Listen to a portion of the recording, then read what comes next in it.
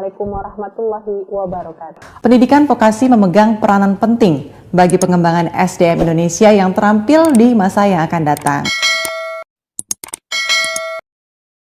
Politik dan ekonomi di negara kita saat ini, bagaimana Pak? Apakah seburuk itu dan ihdinas siratal mustaqim itu kita kembali di jalan yang lurus dengan pijakan-pijakan yang ada? Ada 3 masalah besar umat Islam itu. 1, kemiskinan. Dua, kebodohan. 3, perpecahan. Bahasa sederhananya kalau kita melihat situasi Indonesia masuk ke dalam skenario pecah belah adu domba, baik pada internal dan eksternal. Bismillah, alhamdulillah. Allahumma salli ala Sayyidina wa Maulana Muhammad wa ala alihi wa sahbihi ajma'in. Tema ma'rifatullah. Menurut saya bahasa ma'rifatullah itu bagi saya sangat sensitif. Mungkin dari judulnya nampaknya sederhana, ma'rifatullah. Tapi kalau kita dalami, kalau kita tidak memiliki dasar ilmu yang benar, bisa kita tersesat atau bisa salah arah. Karena ma'rifatullah ilmu yang sangat dalam. Ma'rifatullah adalah level yang tentu saja ingin kita capai. Tetapi yang jelas, ma'rifatullah bukanlah perjalanan yang instan. Semua harus melalui tantangan dan rintangan untuk mencapainya. Dan ini selalu saya bersikap terus belajar sampai akhir hayat. Tidak pernah merasa puas. Dan saya tidak pernah melihat latar belakang siapapun. Selalu saya mengambil manfaat. Ya Allah, satukan ulama kami agar ulama kami bisa bersama-sama membawa negeri kita Indonesia makmur, berkah, aman, damai, saling memuliakan dan saling menghormati agar kita bersama-sama menjadikan Indonesia baldatun tayyibatun wa rabbun ghafur. Amin ya rabbal alamin. Sebenarnya salah satu kunci kita berdekatan kepada Allah al-unsu billah. Kita merasa puas hati ketika bersama Allah. Merasa bergembira, senang. Al-farahu wal-unsu billah. Jadi ketika kita beribadah, bukan sekedar kita hanya menjalani ibadah karena perintah. Cuman ada kedorongan hati, saya cinta mendekatkan diri kepada Allah. Ada rasa cinta. Dan kunci ibarat ada cinta, ada raja, ada khauf. Ada 3 hal ini seibarat satu burung, kepala dan 2 sayap. Tidak cukup dengan kita penuh harapan dan rasa takut kepada Allah, tapi ada yang mendorong dua-duanya ini yang terutama rasa cinta. Yang mendorong saya bukan hanya sebatas mengharap surga, mengharap balasan dari Allah, tapi ada sesuatu yang mendorong rasa cintaku kepada Allah SWT. Sama seperti ketika meniru Nabi Muhammad SAW dengan akhlaknya. Ketika kita terapkan akhlak Nabi Muhammad, bukan karena itu hal baik, bukan karena diperintahkan, bukan karena itu amal salih, tapi yang membuat saya mau meniru Nabi SAW karena saya cinta Nabi Muhammad. Dan semakin terasa bertambah tingkatan cinta kita kepada Allah dan Rasulnya, akan semakin nikmat dan terasa lezatnya ibadah. Itu yang disebutkan oleh Imam Al-Qayyim al-unsu billah. Jadi terasa nikmat ibadah itu, tidak merasa beban. Maka Rasulullah SAW ketika salat tahajud sambil bengkak kakinya, Siti Aisyah melihat, ya pandangan Aisyah dan Rasul beda.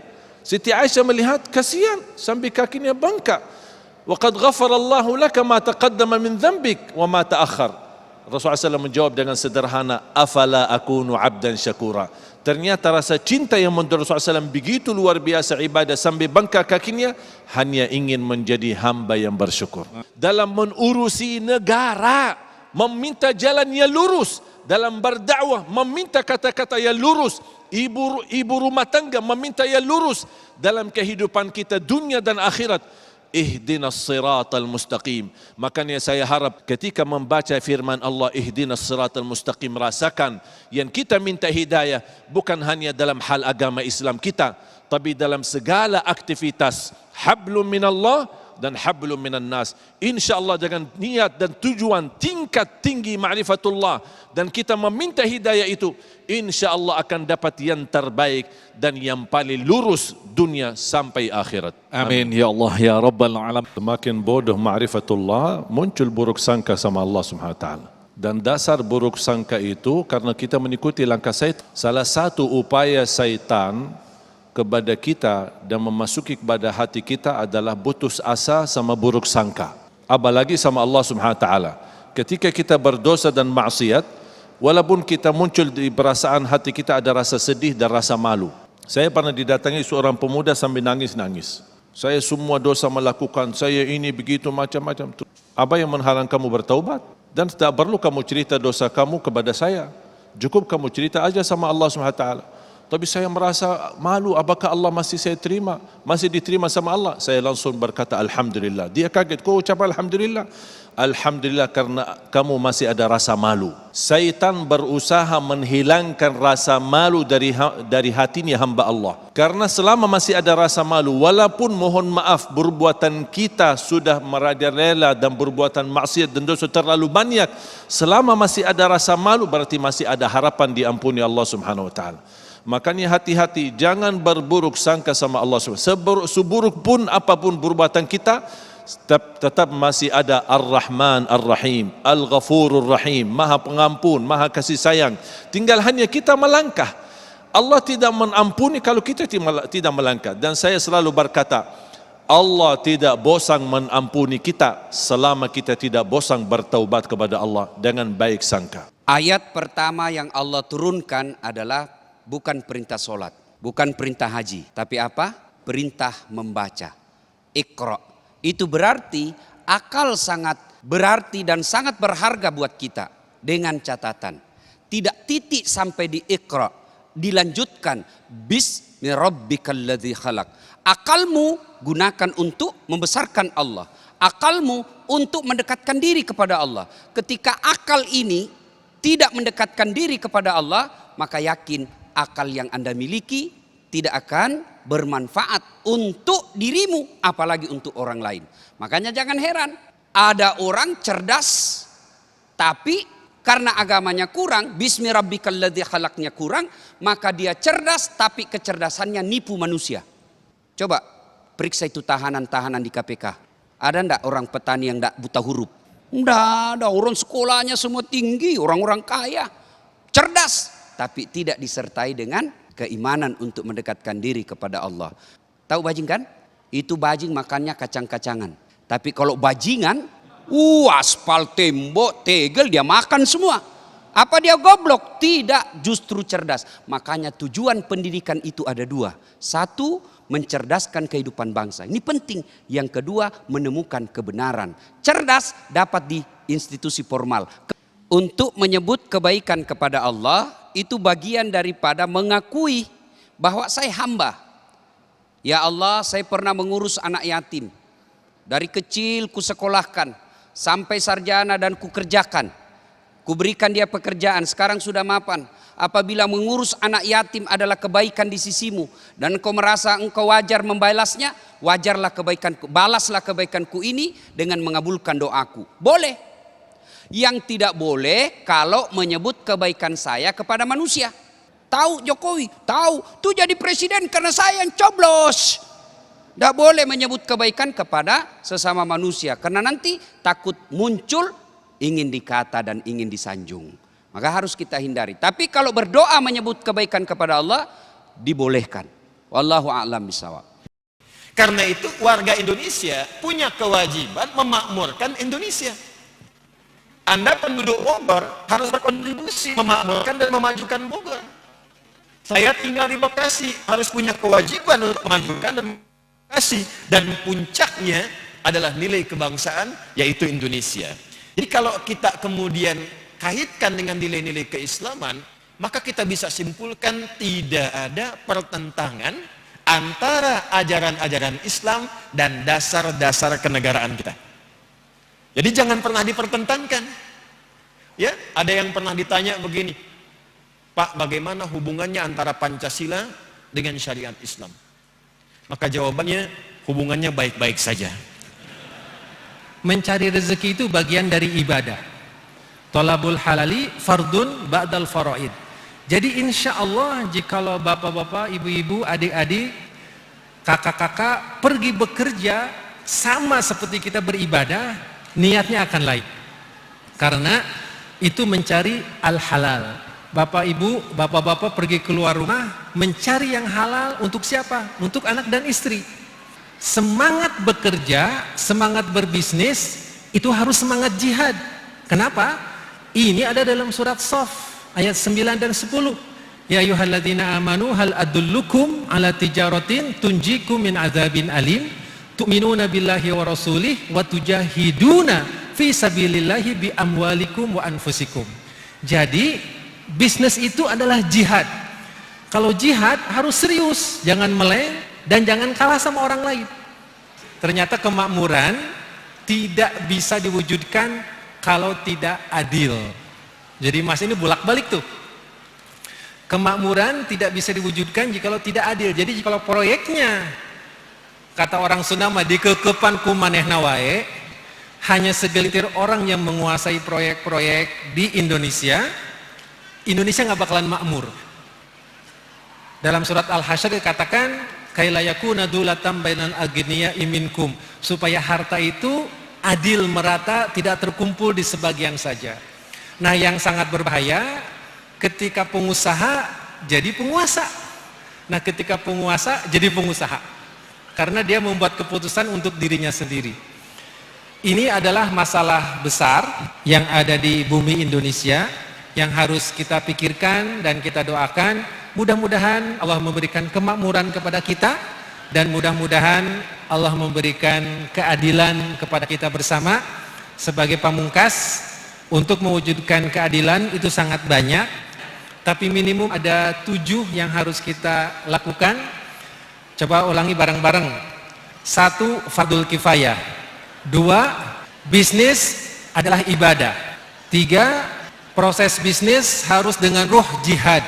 Yang keempat, memastikan iman dan takwa. Yang kelima, banyak istighfar agar Allah tidak marah kepada kita dan kita mengoreksi yang kekurangan-kekurangan. Operation, marketing, finance. Yang keenam, harus berkualitas. Kuntum khairu ummah ukhrijat linas, the best nation for the world human being.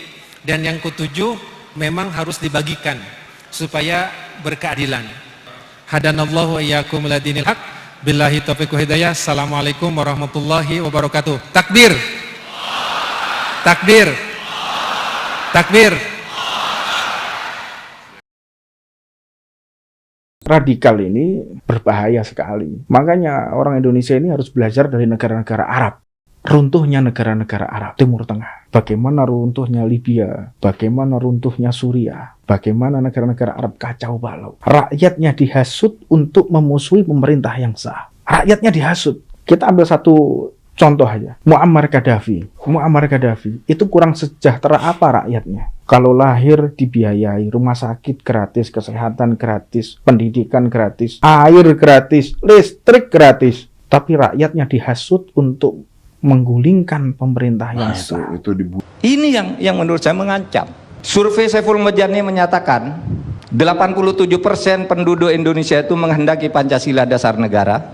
9% itu ingin diganti negara Islam. 4% menyatakan tidak tahu. 9% itu berapa Bang? 24 juta. Dan ini kalau berteriak semua, repot kita. Nah, sekarang khutbah-khutbah di masjid BUMN. Dari 100 khotib itu 41 khutbahnya itu intoleran.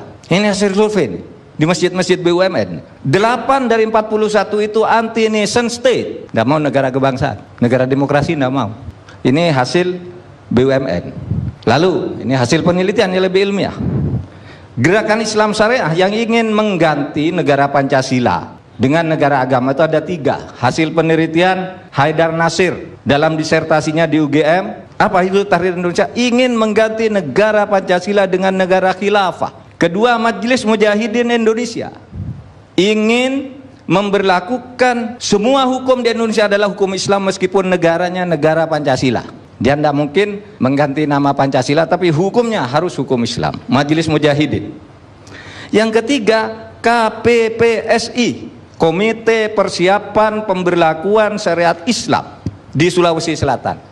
Targetnya adalah karena tidak mungkin mengganti negara dengan khilafah dalam waktu pendek, karena tidak mungkin memberlakukan hukum Islam secara nasional, maka KPPSI menyatakan semua daerah yang umat Islamnya menang di DPRD supaya membuat perda syariah. Apa ini bukan tindakan radikal? Apa betul itu radikal karena radikal? Tidak juga. Betul mungkin karena ketidakadilan, mungkin karena ketidakberesan, tapi kan itu bukan soal Pancasila, itu soal manajemen pemerintahan. Saya juga sering berteriak. Orang itu berteriak ikut gerakan radikal itu sebagian besar hanya ingin protes karena merasa tidak ada keadilan di negeri ini. Bukan karena radikal benar. Yang radikal berapa orang nih dari jumlah-jumlah ini. Nah ini semua data nih, berbasis data ilmiah kalau mau bicara ilmu. Hizbut Tahrir Indonesia itu sudah hasil penelitian dan itu fakta. Tahun 2003 saya nulis buku judulnya Setahun Bersama Gus Dur, ada satu chapter di situ. Judulnya Paham Kenegaraan Menurut Saya. Ini bicara negara Pancasila. Tahun 2007 melalui buku Fiqhus Siyasah, Fikih Politik Menurut Islam. Ini ditulis oleh Saudara Ridwan HR, diterbitkan oleh Fakultas Hukum UI. Saya memberi pengantar di situ, mengingatkan. Ini tahun 2007, bulan Agustus. Mengingatkan saya, ada gerakan Hizbut Tahrir ingin mengganti negara Indonesia. Ini fakta, mereka tidak pernah bantah. Astaghfirullahaladzim, astaghfirullahaladzim, astaghfirullahaladzim. Alladzi la ilaha illa huwal hayyul qayyum wa atubu ilaih. A'udzu billahi minasyaitonir rajim. Bismillahirrahmanirrahim. Alhamdulillahi rabbil alamin wassalatu wassalamu ala asyrafil anbiya'i wal mursalin sayyidina wa maulana Muhammadin wa ala alihi wa sahbihi ajma'in. Rabbana alaika tawakkalna, kepada Engkau kami bertawakal ya Allah. Wa ilaika anabna, kepada Engkau kami berserah diri ya Allah. Wa ilaikal masir, kepada Engkau kami semua akan kembali ya Allah.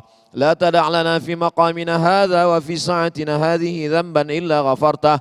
Pada saat waktu yang mulia ini maka ampunkanlah kami dari segala dosa-dosa. Wala aiban illa satartah, tutuplah segala aib, cacat, kekurangan diri kami di hadapan manusia, di hadapan-Mu nanti ya Allah.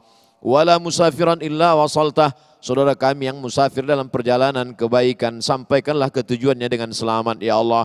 Wala maridan illa syafaitah, saudara kami yang Kau uji dengan penyakit, angkat penyakitnya, sehatkan ya Allah. Wala mayyitan illa rahimtah, saudara kami yang sudah mendahului kami meninggal dunia, lapangkanlah kuburnya, ampunkan segala silap salah dosanya ya Allah.